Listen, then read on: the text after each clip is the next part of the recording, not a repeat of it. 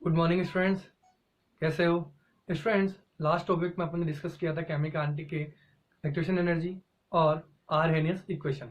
आज अपन जो topic discuss कर रहे हैं वो है न्यूमेरिकल्स। किस तरह से किसी रिएक्शन के अंदर अपन किसी ऑर्डर को अपन फाइंड करते हैं, किस तरह से ऑर्डर के रेट का रिलेशन निकलता है। अगर कंसंट्रेशन को डबल या ट्रिपल कर दें तो उस तरह के जो न्यूमेरिकल होते हैं उनके बारे में आज अपन डिस्कस कर रहे हैं। देखिए, अपन ने पहले डिस्कस कर चुके हैं कि जो ऑर्डर ऑफ रिएक्शन है, ऑर्डर ऑफ रिएक्शन जिसमें अपन ने टाइप्स पढ़े थे, zero order reaction, first order reaction और सेकेंड ऑर्डर रिएक्शन। ऐसे ही एक थर्ड ऑर्डर भी होती है, न्यूमेरिकल होता है, मैं बता रहा हूं, समझने की चीज है ये। Third order, second order, third order reaction, ठीक है। अब देखिए, इसी तरह से मैंने जो जितने भी ऑर्डर ऑफ रिएक्शन थी उसके लिए जो रेट कांस्टेंट था उसका मैंने यूनिट निकालने का तरीका बताया था, mole 1 minus del n, litre del n minus 1 and second inverse, जहां डेल एन क्या था अपने पास, ऑर्डर ऑफ रिएक्शन थी, ठीक है स्टूडेंट। अब मैं ये कह रहा हूं कि जब मैंने जीरो ऑर्डर के लिए जब रेट लॉ का फॉर्मूला लिखा था तो मैंने लिखा था कि rate is proportional to zero power concentration of reactant. क्या कह रहा था, जो रेट लो था वो किसके इक्वल था, rate proportional to zero power concentration of reactant. यानी मैं ये कह सकता हूं कि अगर मैं इस रेट की बात करूं तो इस रिएक्टेंट पर डिपेंड नहीं करती है। किसके रिएक्टेंट पर, रिएक्टेंट की कंसंट्रेशन पर डिपेंड नहीं करती है। तो मैं अगर इसको इस तरह से लिख दूं, रेट इज इक्वल टू के आर की पावर 0 और रेट इज इक्वल टू के इक्वल टू आर की पावर 0, या रेट इक्वल टू मैं क्या लिख दूं, के लिख दूं। यानी मैं ये कह सकता हूं कि for the zero order reaction the rate of reaction is does not depend on the initial concentration of reactant, ठीक है। अगर मैं ये कहूं कि अगर मैं कोई रिएक्शन ले रहा हूं उसमें मैंने ए की कंसंट्रेशन क्या कर दी, या रिएक्टेंट की कंसंट्रेशन मैंने क्या कर दी, 3 गुना कर दी, 3 टाइम्स कर दी, reaction rate concentration of reactant क्या कर दी, 4 टाइम्स बढ़ा दी। तो अगर मैं ये कहूं कि जब जीरो ऑर्डर रिएक्शन उस रिएक्टेंट के सबसे डिपेंड ही नहीं करती तो आप कितने ही कंसंट्रेशन बढ़ा दो उसकी रेट पे कोई इफेक्ट नहीं पड़ेगा। बात समझ में आई? क्या कह रहा हूं कि जो रेट ऑफ रिएक्शन है वो इस रिएक्टेंट की कंसंट्रेशन में डिपेंड ही नहीं कर रही। किसके लिए, जीरो ऑर्डर रिएक्शन के लिए। तो मैं कह रहा हूं कि कंसंट्रेशन ऑफ रिएक्टेंट कितनी भी बढ़ा दो आप, उसकी रेट जैसी स्टार्टिंग में थी वैसी की वैसे रहेगी, कोई चेंज रेट में नहीं आएगा। अगर मैं ऐसे ही फर्स्ट ऑर्डर के रेस्पेक्ट में बात करूं तो फर्स्ट ऑर्डर में मैंने कहा था कि जो रेट ऑफ रिएक्शन है वो single power of concentration of reactant के होती है, प्रपोर्शन होती है। जहां मैं इसमें लिख दूं रेट इक्वल टू के आर की पावर 1। यानी मैं ये कह सकता हूं कि जब रिएक्टेंट की कंसंट्रेशन बढ़ाऊंगा तो रेट भी क्या हो जाएगी, बढ़ेगी। यानी मैं ये कह दूं कि अगर कंसंट्रेशन ऑफ रिएक्टेंट, ठीक है, वो मैं क्या कर दूं, टीसी कर दूं 2C, तो रेट भी क्या बढ़ेगी, 2R बढ़ जाएगी। अगर मैं कंसंट्रेशन को 3C कर दूं तो रेट भी क्या हो जाएगी, 3R हो जाएगी। ऐसे ही अगर मैं कंसंट्रेशन और बढ़ा दूं तो रेट भी क्या हो जाएगी, इंक्रीज हो जाएगी। बात समझ में आएगी? अभी मैं इसके आगे इंपेरिकल इनके मॉलिक्यूलर इनसे रिलेटेड जो रिलेशन है वो निकाल के बताऊंगा। एक बार जनरल समझा रहा हूं मैं फॉर्मूला के अंदर। दूसरा अपने बात करें सेकेंड ऑर्डर की रिएक्शन के लिए, तो जो रेट होगी वो प्रोपोर्शनल होगी किसके, second power concentration of reactant की हो जाएगी। तो अगर मैं ये कहूं कि रेट इक्वल टू क्या हो जाएगा, के आर की पावर 2, ये हुआ। तो अगर मैं ये कहूं कि अगर मैं कंसंट्रेशन को अगर मैं 2C रखूं तो रेट क्या हो जाएगी, डबल हो जाएगी ऑर्डर रिएक्शन की। तो मैंने कहा कि zero order reaction, in the zero order reaction rate of reaction is does not depend on the initial concentration of reactant। कहने का मतलब क्या हुआ, मैं पहले बात कर रहा हूं जीरो ऑर्डर रिएक्शन के रेस्पेक्ट में, ठीक है। तो मैंने कहा कोई रिएक्शन थी जिसमें प्रोडक्ट बन रहा है। अगर मैं कहूं कि इस जीरो ऑर्डर रिएक्शन के लिए रेट लो लिखूं तो ये ऐसे आ गया था अपने पास, यही था अपने पास रेट लो। तो अगर मैं कहूं आर नोट की कंसंट्रेशन ऑफ आर की पावर 0 किसके बराबर होती है, यूनिटी के बराबर होती है। तो जो रेट है वो किसके इक्वल हो गया,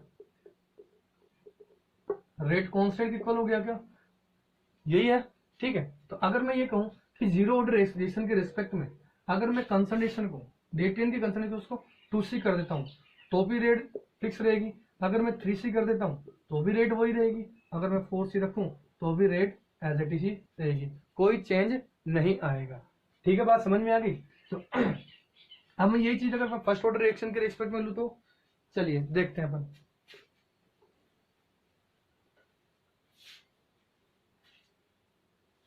फर्स्ट ऑर्डर रिएक्शंस के लिए देखते हैं अपन। तो मेरे पास कोई रिएक्टेंट है, वो कन्वर्ट हो रहा है प्रोडक्ट में।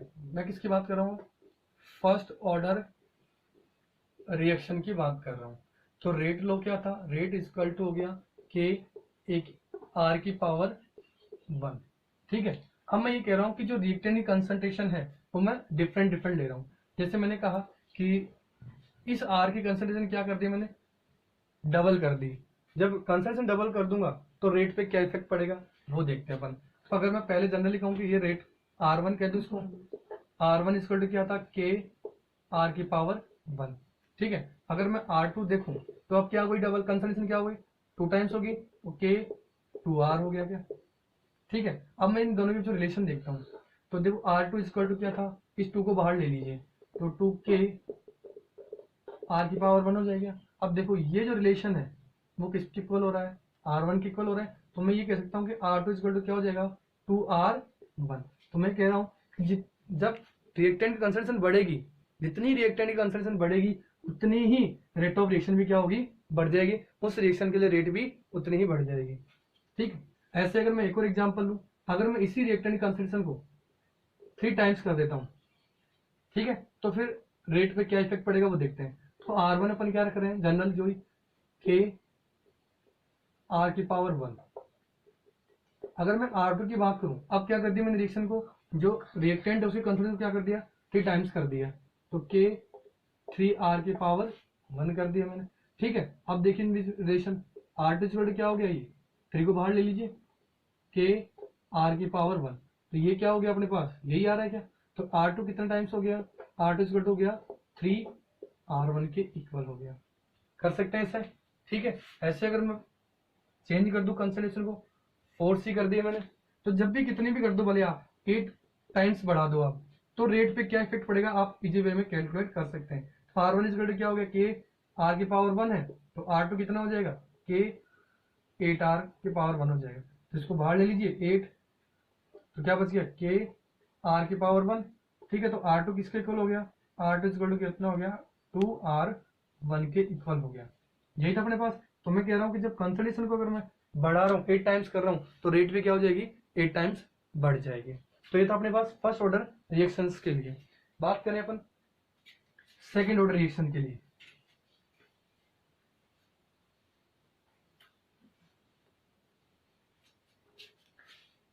तो सेकेंड ऑर्डर रिएक्शन के लिए बात करें अपन, सेकेंड ऑर्डर रिएक्शन की बात करें तो जो रेट होगी, कोई रिएक्शन ले रहा हूँ आर की पावर में, तो इसके लिए रेट जो लिखूंगा रेट लो वो क्या हो जाएगा? के आर की पावर 2 हो जाएगा सेकेंड ऑर्डर रिएक्शन के लिए।